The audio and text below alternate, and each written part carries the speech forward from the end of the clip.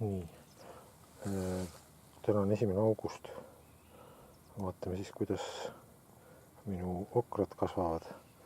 Räägitakse, et Eesti tingimustes saab okrad kasvatada ainult kasvuhoones, aga nüüd on siin avamaa ja vaatame, täitsa õitseb.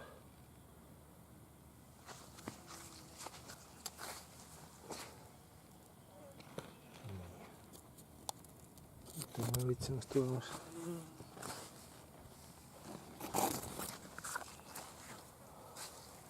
Mingi linnuke käib mul siin õisi nokkimas. Ma arvan, et see on mingi rästas või.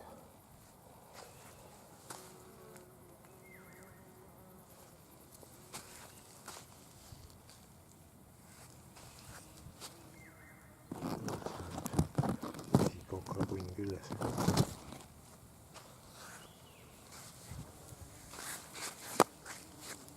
Siin okrate vahel on mul bataat ja edamaameoad.